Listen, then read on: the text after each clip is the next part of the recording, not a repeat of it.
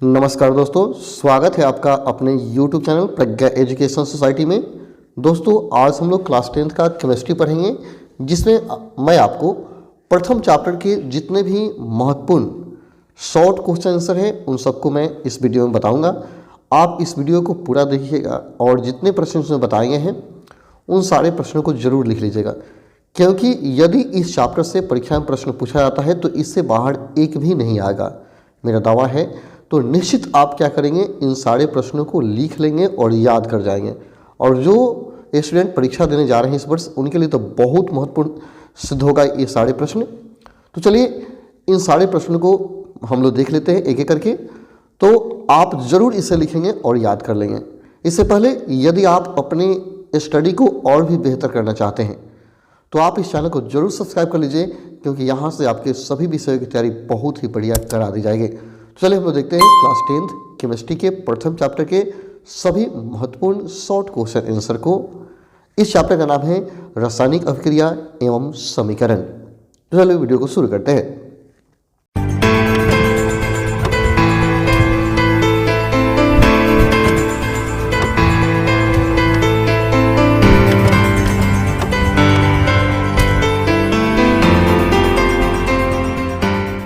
सबसे पहला क्वेश्चन है, जब लोहा के कील को कॉपर सल्फेट के विलयन में डुबोया जाता है तो विलयन का रंग क्यों बदल जाता है? जब लोहा के कील को कॉपर सल्फेट के विलयन में डुबोया जाता है तो विलयन का रंग क्यों बदल जाता है? तो देखिए, यहाँ कॉपर सल्फेट CaSO4 है, इसमें क्या डालते हैं हम, लोहा Fe का कील डालिए, चाहे लोहा के टुकड़े को डालते हैं तो यहाँ विस्थापन अभिक्रिया होती है, जिससे देखिए रिएक्शन में लिखा गया है। Fe क्या करता है, इस Cu को ट्रांसफ़र कर देता है और खुद अपना स्थान लेता है, और FeSO4 बनाता है और Cu को क्या करता है, विस्थापित कर दिया, और Cu के हटने की वजह से ही इसका रंग भूरा रंग का हो जाता है।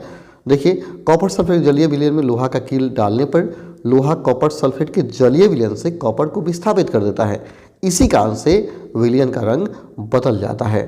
पहले विलयन नीले रंग का होता है और जैसे यह कॉपर विस्थापित होता है इसका रंग लाल भूरा हो जाता है। तो इसे आप जरूर लिख लेंगे, काफ़ी इंपॉर्टेंट प्रश्न है। अगला, वियोजन अभिक्रिया से आप क्या समझते हैं? वियोजन अभिक्रिया से आप क्या समझते हैं, उदाहरण के साथ स्पष्ट करें। या देखिए, यह 19 में पूछा है, 15 में पूछा हुआ क्वेश्चन है, बहुत ही इंपॉर्टेंट क्वेश्चन है। तो वियोजन अभिक्रिया, वियोजन का मतलब होता है टूटना। आप याद रखें, वियोजन का अर्थ होता है टूटना। तो यहाँ जब एक बड़ा यौगिक टूट कर दो या दो से अधिक यौगिक में परिणत हो जाता है तो वैसी अभिक्रिया को वियोजन अभिक्रिया कहा जाता है। याद रखेंगे, जब एक बड़ा यौगिक टूटकर दो या दो से अधिक यौगिक में परिणत हो जाता है तो वैसे अभिक्रिया को वियोजन अभिक्रिया कहा जाता है। जैसे 2KClO3 यानी पोटेशियम क्लोराइड को जैसे गर्म करते हैं तो पोटेशियम क्लोराइड और ऑक्सीजन में टूट जाता है। यह बड़ा यौगिक छोटे छोटे यौगिक में टूट गया और तो यह वियोजन हो रहा है, वियोजन अभिक्रिया है। इसे अपघटन भी कहा जा सकता है, इसे अपघटन अभिक्रिया भी कह सकते हैं। ठीक है, तो यह एग्जाम्पल हो गया, ये आपका परिभाषा हो गया। ठीक है, अगला, निम्नलिखित अभिक्रिया के लिए पहले शब्द समीकरण लिखिए तथा उसके बाद संतुलित समीकरण दीजिए। पहले आपको शब्द समीकरण लिखना है, उसके बाद आपको संतुलित समीकरण देना है।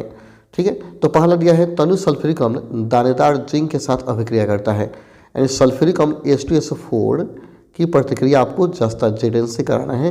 तो Zn क्या करेगा, H2 को हटाएगा, विस्थापित करेगा, क्योंकि H2SO4 क्या है, अम्ल है। अम्ल हमेशा धातु से प्रतिक्रिया करके हाइड्रोजन मुक्त करता है, इसे याद रखेंगे। तो देखिए, यहाँ Zn H2SO4 से रिएक्ट किया तो क्या यहाँ Zn H2 का स्थान ले लिया, ZnSO4 बनाया और H2 क्या हो गया, यहाँ से अलग हो गया।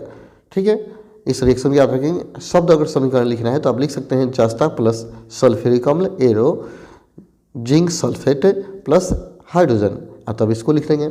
फिर दूसरा क्वेश्चन कह रहा था, दूसरा देखिए, तनु हाइड्रोक्लोरिक अम्ल मैग्नीशियम पट्टी के साथ अभिक्रिया करता है, तो हाइड्रो HCl हो गया, Mg के साथ रिएक्शन किया तो HCl जब Mg से प्रतिक्रिया करता है तो MgCl2 बनाता है और यहाँ से भी क्या होगा, हाइड्रोजन मुक्त होता है, क्योंकि यह क्या है, HCl अम्ल है और Mg क्या है, धातु है। अम्ल धातु से प्रतिक्रिया करके क्या करता है, हाइड्रोजन मुक्त करता है, याद रखेंगे।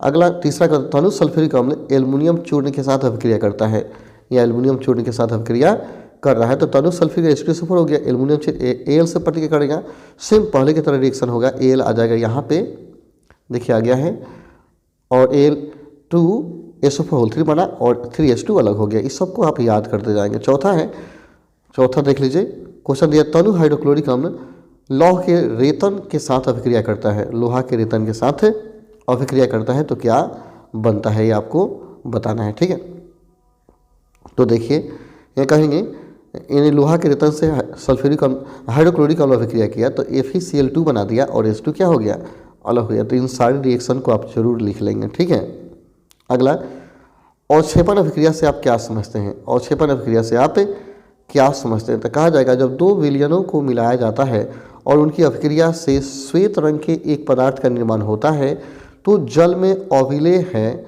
जो जल में अविलेय है तो इस अविलेय पदार्थ को अवक्षेप कहते हैं। जिस अभिक्रिया में अवक्षेप का निर्माण होता है उससे अवक्षेपण अभिक्रिया कहा जाता है। सिंपल याद कीजिए, जिस अभिक्रिया में अवक्षेप का निर्माण होता है, जिस अभिक्रिया अवक्षेप का निर्माण होता है उसे अवक्षेपण अभिक्रिया कहा जाता है। ठीक है, या ऐसे भी कहिए जब दो या दो से अधिक यौगिक संयोग करते हैं और प्रतिफल के रूप में कोई अवक्षेप प्राप्त होता है तो इस अभिक्रिया को अवक्षेपण अभिक्रिया कहा जा सकता है। तो बहुत तरीका है परिभाषा बोलने का। अवक्षेपण का मतलब ही हुआ अवक्षेप का बनना।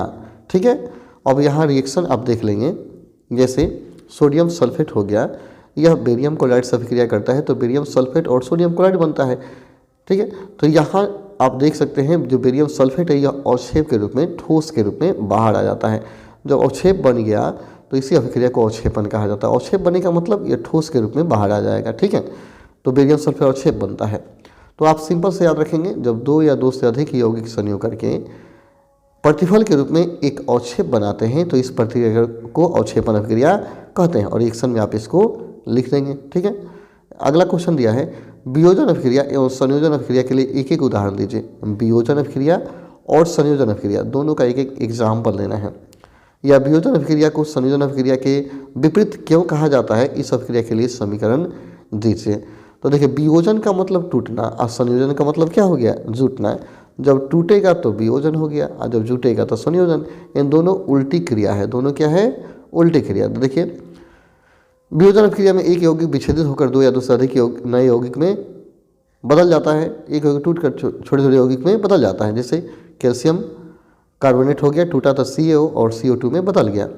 उस तरह PbNO3 हो गया, टूटा तो PbO और NO2 तथा O2 में बदल गया। तो यह वियोजन अभिक्रिया हो गया। लेकिन संयोजन को कहेंगे जब संयोजन अभिक्रिया में दो या दो से अधिक तत्व या यौगिक संयोजित होकर किसी एक यौगिक का निर्माण करते हैं। दो या दो से अधिक तत्व यौगिक क्या करेंगे, जुड़ेंगे और जुड़ करके एक यौगिक का निर्माण करेंगे। जैसे देखेंगे यहाँ CaO H2 से रिएक्ट किया तो CaOH2 बना दिया, या H2O2 से संयोग किया तो क्या हो गया, H2 जल बना दिया। तो यह संयोजन अभिक्रिया है। ठीक है, तो यहाँ देख लीजिए। अब यहाँ देखेंगे, इस प्रकार हम पाते हैं कि वियोजन में कोई यौगिक विच्छेदित होते हैं जबकि संयोजन में दो या तत्व संयोजित होते हैं। यानी इसमें टूटता है, इसमें जुड़ता है, और तो दोनों क्रियाएं एक दूसरे क्या है, विपरीत कहे जाते हैं। इसी कारण से माने एक में टूटेगा तो दूसरे में क्या होगा, जुड़ जाएगा, और तो दोनों क्रियाएं क्या है, एक दूसरे की विपरीत है। अगला, निम्नलिखित अभिक्रियाओं के लिए उनकी अवस्था के संकेतों के साथ संतुलित रासायनिक समीकरण दें। यानी कुछ यहाँ अभिक्रिया दिए गए हैं, इसका आपको समीकरण लिखना है। दोस्तों समीकरण जरूर रखिएगा, बहुत ज़रूरी है। समीकरण अभी से बेस बनाइएगा तो आगे चलकर बहुत फायदा होगा। तो समीकरण से दूर मत भागिए, भले आपको भारी लगता है लेकिन बार बार लिखिए, उनको समझिए, आपको बहुत फायदा होगा। आगे चलेंगे तो बिना समीकरण का आपका काम चलने वाला नहीं है, अतः समीकरण जरूर लिखिए। तो पहला दिया है, जल में बेरियम क्लोराइड तथा सोडियम सल्फेट का विलयन अभिक्रिया करके सोडियम क्लोराइड तथा विलयन तथा अघुलनशील बेरियम सल्फेट का अवक्षेप बनाता है। दूसरा, सोडियम हाइड्रोक्साइड का विलयन हाइड्रोक्लोरिक अम्ल के विलयन से अभिक्रिया करके सोडियम क्लोराइड का विलयन तथा जल बनाता है। तो यहाँ देखिए, हम दोनों के लिए रिएक्शन लिख दिए हैं। बेरियम क्लोराइड सोडियम सल्फेट से रिएक्शन किया तो बेरियम सल्फेट और सोडियम क्लोराइड बना दिया।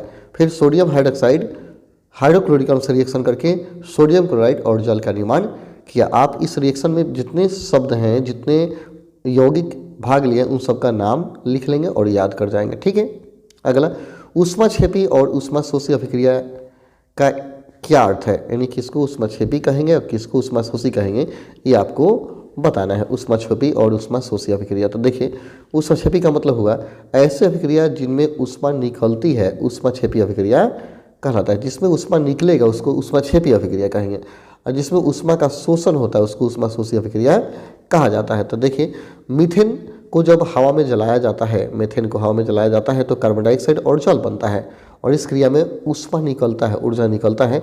यह एक ऊष्माक्षेपी अभिक्रिया हो गया, ठीक है।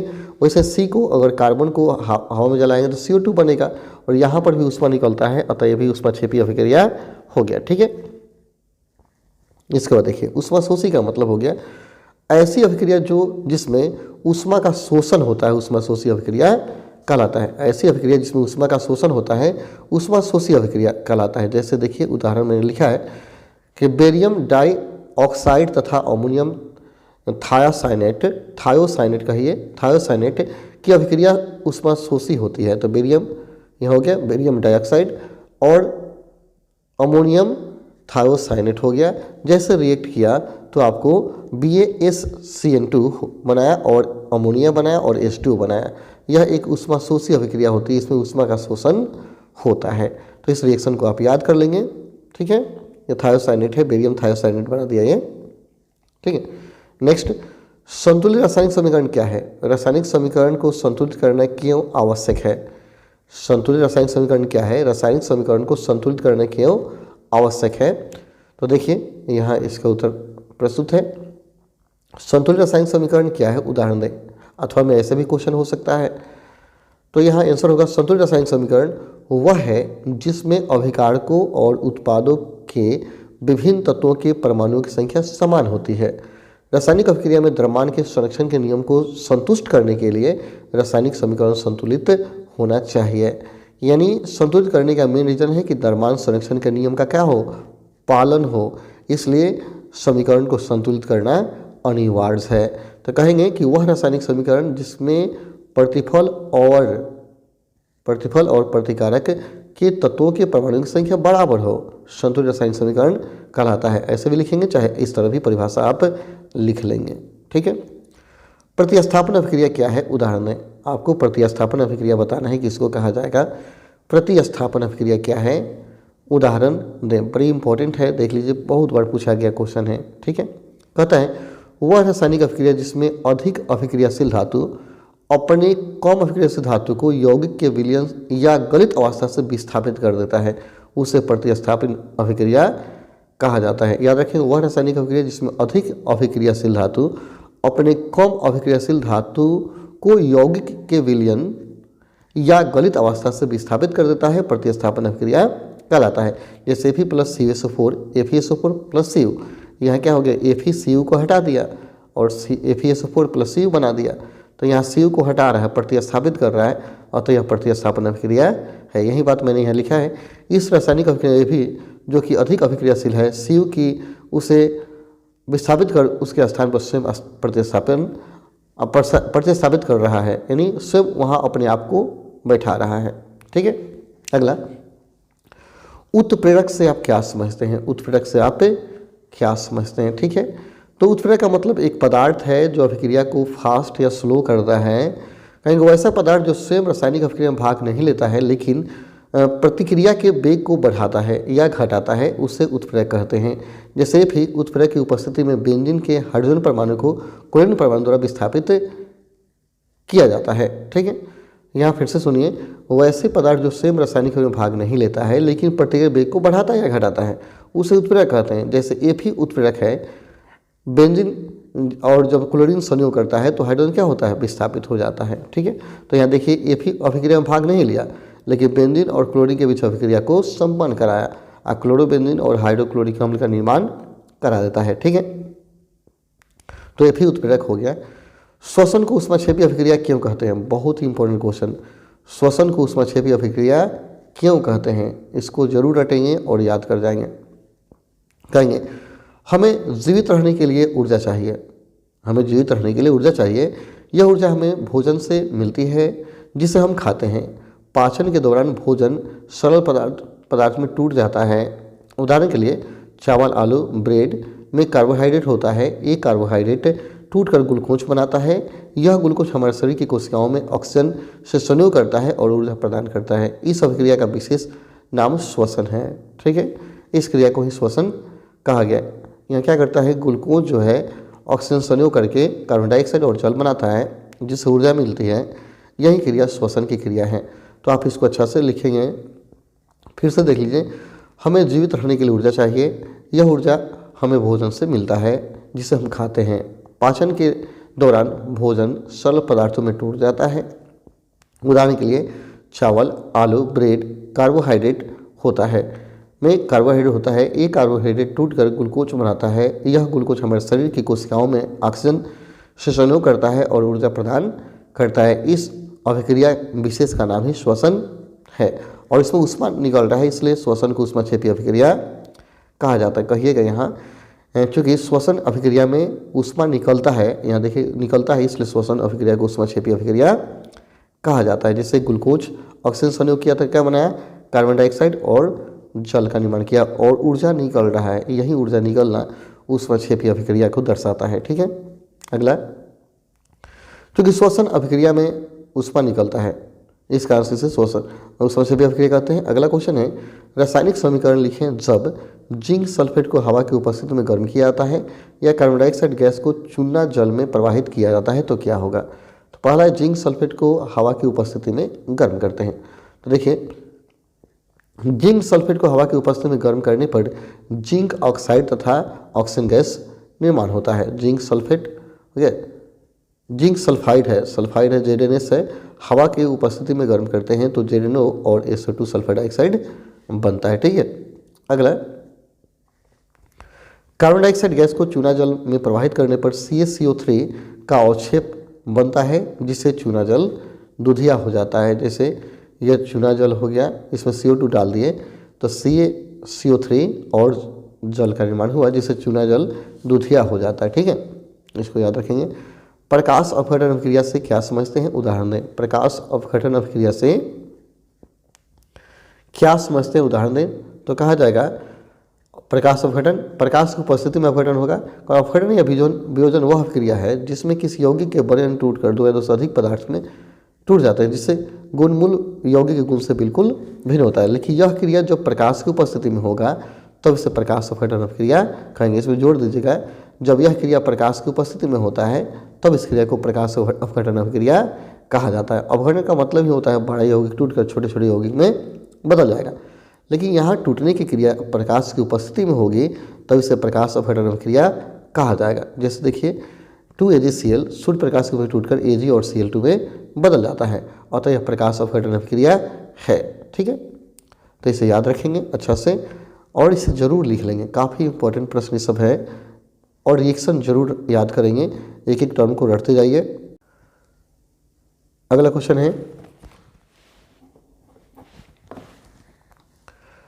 लोहा के वस्तु को हम क्यों पेंट करते हैं। लोहा के वस्तु को हम क्यों पेंट करते हैं, ये आपको बताना है।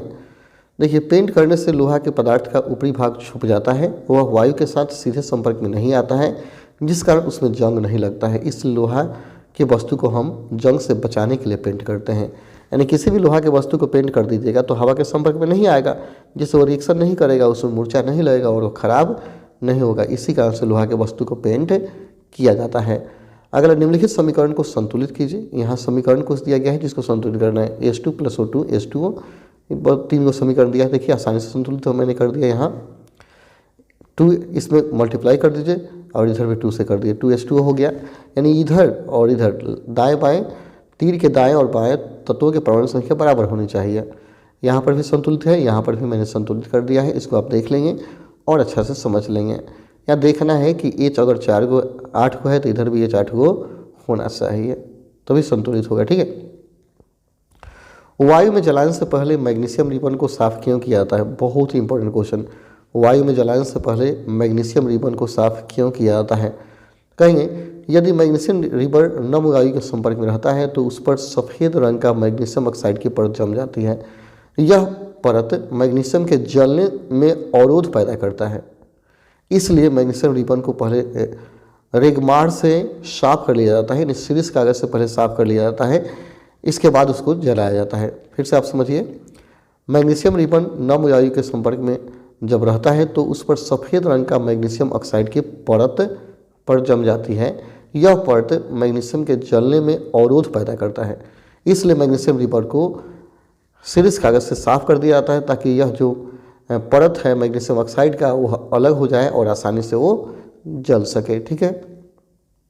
अगला, किसी पदार्थ X के विलयन का उपयोग दीवार पर सफेदी करने के लिए होता है। पदार्थ X का नाम बताइए और सूत्र लिखिए। ऊपर एक में लिखिएगा X की जल के साथ अभिक्रिया भी लिखिए।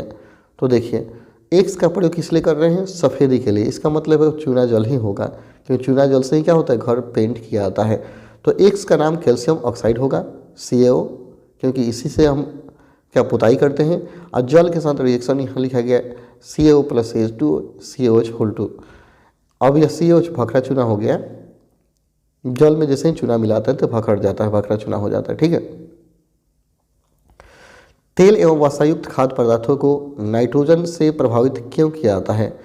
तेल एवं वसायुक्त खाद्य पदार्थों को नाइट्रोजन से प्रभावित क्यों किया जाता है? देखिए, तेल एवं वसायुक्त खाद्य पदार्थों को वायुरोधी बर्तन में रखने से उपचयन की गति धीमी हो जाती है। तेल एवं वसायुक्त पदार्थ को नाइट्रोजन से भी इसलिए युक्त किया जाता है ताकि उसमें उपचयन न हो सके। उपचयन को रोकने के लिए ऐसा किया जाता है। ठीक है। तो आप इसको अच्छा से लिख लेंगे। तेल एवं वसायुक्त खाद्य पदार्थों को वायुरोधी बर्तन में रखने से उपचयन की गति धीमी हो जाती है। तेल एवं वसायुक्त पदार्थ को नाइट्रोजन से भी इसलिए युक्त किया जाता है ताकि उसमें उपचयन न हो सके। उपचयन जब होगा तो खराब हो जाएगा, इसलिए उपचयन को रोका जाता है ताकि उपचयन न हो और खराब होने से खाद्य पदार्थ बचा रहे। ठीक है। सिल्वर के शोधन में सिल्वर नाइट्रेट के विलयन से सिल्वर प्राप्त करने की कॉपर धातु द्वारा विस्थापन किया जाता है। इस प्रक्रिया के लिए अभिक्रिया लिखिए। फिर से क्वेश्चन देखिए, सिल्वर के शोधन में सिल्वर का हम शुद्धिकरण कर रहे हैं, तो सिल्वर नाइट्रेट के विलयन से सिल्वर प्राप्त करने के लिए कॉपर धातु द्वारा विस्थापन किया जाता है। इस प्रक्रिया के लिए अभिक्रिया लिखिए। इसके लिए रिएक्शन देना है, तो कॉपर हो गया और सिल्वर नाइट्रेट ये हो गया। इन सबको अलग लिख के याद कर जाएंगे। और कॉपर Ag को हटा देता है, देखिए, और कॉपर Ag के स्थान पर आ गया और CuNO3 होल 2 हो गया, कॉपर नाइट्रेट बना दिया और Ag सिल्वर अलग हो गया। यहाँ सिल्वर प्राप्त करने की एक विधि है, एक प्रक्रिया है। ठीक है। एक भूरे रंग का चमकदार तत्व X को वायु की उपस्थिति में गर्म करने पर वह काले रंग का हो जाता है। इस तत्व X और उस काले रंग के यौगिक का नाम बताइए। ठीक है। फिर से क्वेश्चन समझिए। एक भूरे रंग का चमकदार तत्व X को वायु की उपस्थिति में गर्म करने पर वह काले रंग का हो जाता है। इस तत्व X एवं उस काले रंग के यौगिक का नाम बताना है। ठीक है। तो देखिए, तत्व X कॉपर है, क्योंकि कॉपर ही एक भूरे रंग का चमकदार तत्व है जो वायु की उपस्थिति में गर्म करने पर काले रंग का हो जाता है। यानी कॉपर ही है जो वायु की उपस्थिति में जब गर्म कीजिएगा तो काला हो जाएगा, क्योंकि O2 के साथ अभिक्रिया करके कॉपर ऑक्साइड बनता है और जो काला होता है। देखिए, Cu ऑक्सीजन संयोग किया तो कॉपर ऑक्साइड बना दिया और यह काले रंग का होता है। ठीक है। अगला, निम्नलिखित रासायनिक अभिक्रियाओं के लिए संतुलित समीकरण बताइए। यहाँ रासायनिक अभिक्रिया दिए गए हैं और इसका आपको समीकरण लिखना है, रिएक्शन लिखना है। ठीक है। परीक्षा में रिएक्शन पूछता है, इसलिए रटें, खूब रटें, जम के रटें। और इस चैनल प्रज्ञा एजुकेशन सोसाइटी को जरूर सब्सक्राइब कर लें, क्योंकि यहाँ से आपके सभी विषय की तैयारी बहुत सुपर कराई जाएगी। ठीक है। अगर चैनल से घर बैठे पढ़ना चाहते हैं तो आप पढ़ सकते हैं। ठीक है। Hydrogen plus chlorine hydrochloric, barium chloride plus aluminium sulphate, barium sulphate plus aluminium chloride, और ये रिएक्शन दिया गया है। अब देखिए, मैंने इसका रिएक्शन सबका यहाँ लिखा है। आप देखिए, हाइड्रोजन प्लस क्लोरीन हाइड्रोक्लोरिक अम्ल बना दिया, बेरियम क्लोराइड BaCl2 और एल्युमिनियम सल्फेट Al2SO4, इस सबको अलग लिख के इस सबका नाम यौगिक का याद कर दीजिएगा। तो BaSO4 बेरियम सल्फेट और एल्युमिनियम क्लोराइड बना दिया। सोडियम और जल का अभिक्रिया हुआ तो सोडियम हाइड्रोक्साइड और H2 बन गया। ठीक है। अगला, निम्नलिखित अभिक्रियाओं के लिए संतुलित रासायनिक समीकरण लिखिए। यहाँ पर भी अभिक्रिया दिया गया है जिसका समीकरण आपको लिखना है, तो आप इसका स्क्रीनशॉट ले लेंगे। मैंने इसका समीकरण लिखा है, देख लीजिए। कैल्शियम हाइड्रोक्साइड और कार्बन डाइऑक्साइड, तो CaOH होल 2 प्लस CO2 यह बनाएगा कैल्शियम कार्बन CaCO3 और जल H2 का निर्माण करेगा। दूसरा है zinc plus silver nitrate Zn plus AgNO3 और जिंक नाइट्रेट बनाएगा ZnNO3 होल 2 और सिल्वर Ag अलग हो जाएगा। तीसरा है aluminium plus copper chloride, aluminium copper chloride हो गया और एल्युमिनियम क्लोराइड बनाएगा एल्युमिनियम क्लोराइड और कॉपर अलग हो गया। फिर तीसरा देखिए बेरियम क्लोराइड अब potassium sulphate, barium chloride plus potassium sulphate, barium sulphate अब प्लस पोटेशियम क्लोराइड। सबका सूत्र आपको याद कर लेना है। अगर सबको अलग अलग करके, जिससे मान लेते आपसे पूछा जाए कि एल्युमिनियम क्लोराइड का सूत्र क्या होगा, तो आप झट से बोलिएगा AlCl3, केवल फॉर्मूला याद होना चाहिए। आपसे पूछा है बेरियम सल्फेट का सूत्र क्या होगा, तो BaSO4 होगा। तो इस तरह सबको अलग अलग करके यौगिक को आप लिख लीजिए, एक कॉपी बनाइए और रट जाइए, ठीक है। अगला, उस वियोजन अभिक्रिया के एक एक समीकरण लिखें जिसमें ऊष्मा, प्रकाश और विद्युत के रूप में ऊर्जा प्रदान की जाती है। उस वियोजन अभिक्रिया का एक एक समीकरण लिखिए जिसमें ऊष्मा, प्रकाश और विद्युत के रूप में ऊर्जा प्रदान की जाती है। तो वियोजन अभिक्रिया क्या होता है, एक बड़ा यौगिक टूटकर छोटे छोटे यौगिक में परिणत हो जाता है। तो कैल्शियम कार्बोनेट को जब गर्म करते हैं तो CaO और CO2 में बदल जाता है। यह एक वियोजन अभिक्रिया है, ठीक है। अगला है, अगर सिल्वर क्लोराइड को गर्म करते हैं, प्रकाश की उपस्थिति में रखते हैं, तो यह सिल्वर और क्लोरीन में बदल जाता है। तो यह भी प्रकाश वियोजन अभिक्रिया हो गया, ठीक है। अगला, वियोजन क्रिया का और उदाहरण यहाँ दिया, जल को अगर हम क्या करते हैं, विद्युत प्रवाहित करते हैं तो H2 और O2 में यह बदल जाता है। वियोजन क्रिया ये भी होती है। यहाँ पर टूट रहा है, ठीक है, तो आप सबको लिख लेंगे। अगला, निम्नलिखित रासायनिक समीकरण को संतुलित कीजिए। यहाँ समीकरण दिया गया है, आपको संतुलित करना है। एंड दोनों तरफ देखना है कि लेफ्ट साइड और राइट साइड तत्वों के परमाणु संख्या बराबर होनी चाहिए। जैसे आप देखना चाहेंगे H यहाँ 1 है, इधर देखिए H क्या है, 2 है। तो बराबर करने के लिए हम क्या करेंगे, यहाँ देखें और यहाँ 2 से क्या करेंगे, गुना कर देंगे। जैसे देखिए मैंने यहाँ संतुलित किया है, आप इसको देख करके सबके समीकरण को लिखेंगे और याद कर जाएंगे। सारे समीकरण को संतुलित कर दिए गए हैं यहाँ, ठीक है। आप स्क्रीनशॉट ले लेंगे और इसको याद कर जाएंगे, ठीक है। अगला, निम्नलिखित अभिक्रियाओं के लिए संतुलित समीकरण लिखिए। यहाँ पर भी अभिक्रियाएं दिए गए हैं, ये सब NCERT का क्वेश्चन है, ठीक है। आप इस सब के लिए समीकरण देंगे। जैसे पोटेशियम ब्रोमाइड और बेरियम आयोडाइड अभिक्रिया करके पोटेशियम आयोडाइड और बेरियम क्लोराइड बनाता, ब्रोमाइड बनाता है। तो इस सबका रिएक्शन देखिए, इसका स्क्रीनशॉट आप ले लेंगे सारे क्वेश्चन का, और इसका आंसर मैंने यहाँ लिखा है, आप इसका स्क्रीनशॉट ले लेंगे, ठीक है। और जिसमें दिक्कत होगा कमेंट करेंगे, मैं आपको एक्सप्लेन करूँगा। अब यहाँ पर भी कुछ रासायनिक अभिक्रिया दिया गया है, ठीक है, उनको संतुलित करना है आपको। यहाँ नाइट्रोजन हाइड्रोजन गैस से संयोग करके अमोनिया बनाता है, और हाइड्रोजन सल्फाइड गैस का वायु में दहन करने पर जल और सल्फर डाइऑक्साइड बनता है। सारे क्वेश्चन हैं, इन सारे क्वेश्चनों का संतुलित समीकरण यहाँ लिखा गया है। आप सारे समीकरण को देख करके याद कर जाएंगे। तो देखिए कैसे रटना है, आपको एक चीज़ बता दूं मैं। देखिए यहाँ यह दिया है, नाइट्रोजन हाइड्रोजन गैस से संयोग करके अमोनियम बनाता है। नाइट्रोजन हाइड्रोजन से संयोग करके अमोनियम बनाता है, तो कहेंगे नाइट्रोजन हाइड्रोजन संयोग करके अमोनिया बनाता है। यहाँ नाइट्रोजन गैस में होता है और हाइड्रोजन गैस के रूप में होता है, और अमोनिया भी क्या होता है, गैस के रूप में बनता है। तो सारे क्वेश्चन का आंसर यहाँ दिए गए हैं, आप इसको शब्दों में लिख लेंगे, ठीक है, स्क्रीनशॉट ले लेंगे। अगला, निम्नलिखित समीकरण को सही और संतुलित कीजिए। यहाँ समीकरण दिया गया, इसको सही करना है अर्थात संतुलित करना है। ये Ca plus H2O CaO plus H, तो यहाँ H2O से संयोग किया, CaOH बनाया और H बनाया, तो यहाँ H नहीं H2 होगा, यहाँ H नहीं होगा, H2 तो सही हो जाएगा।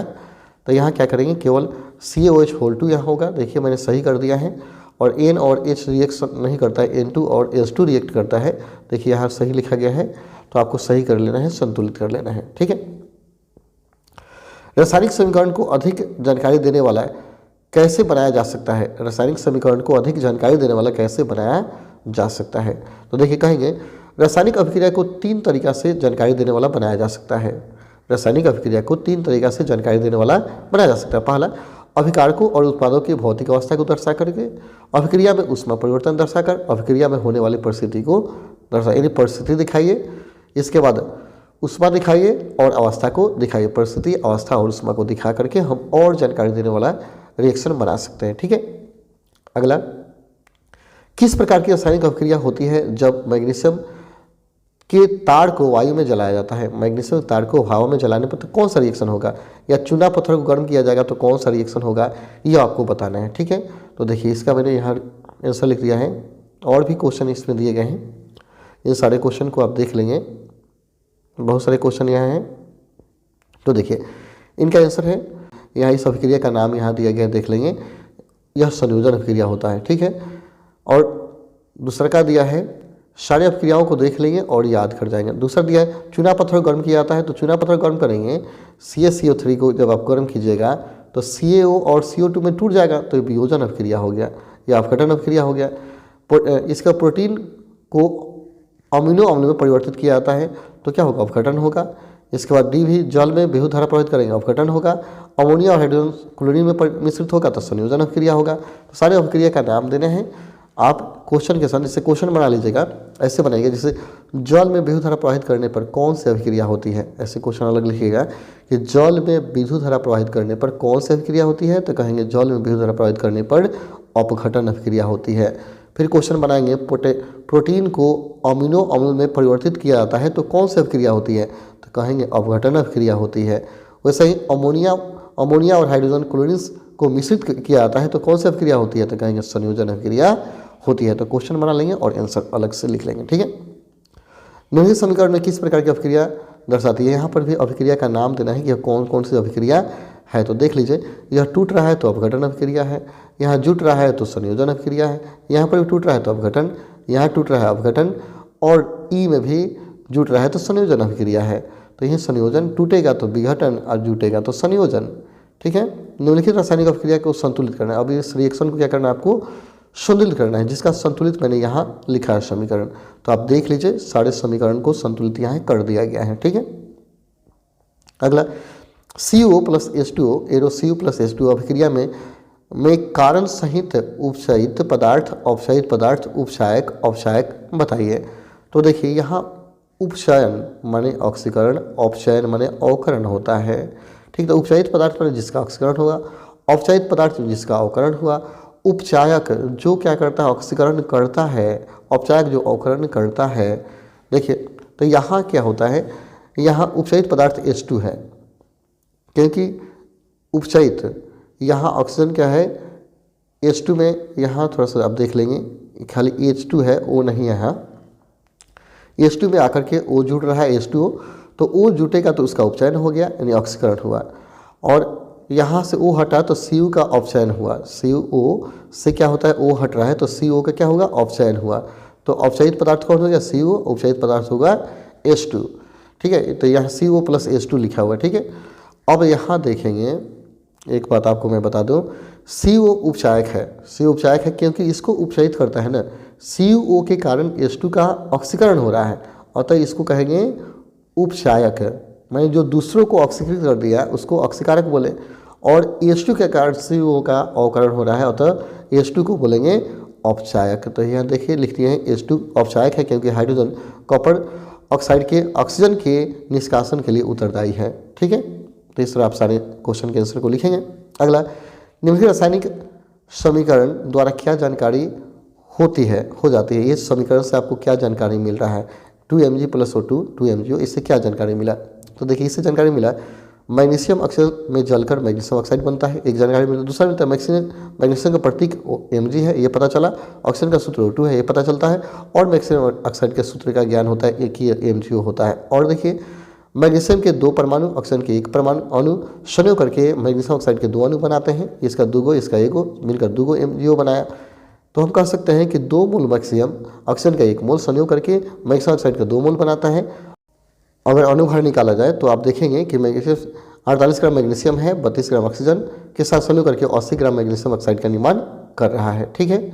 इसके बाद और देखिए, थोड़ा सा आगे बढ़ते हैं। निम्नलिखित समीकरण को संतुलित कीजिए। यहाँ समीकरण दिया गया, इसको आपको क्या करना है, संतुलित करना है। यहाँ रिएक्शन दिया गया है, आपको संतुलित करना है। तो इसका स्क्रीनशॉट ले लीजिएगा, और इसका मैं संतुलित समीकरण यहाँ लिखा गया, आप देख लेंगे। सबका संतुलित समीकरण यहाँ दे दिया गया है, ठीक है।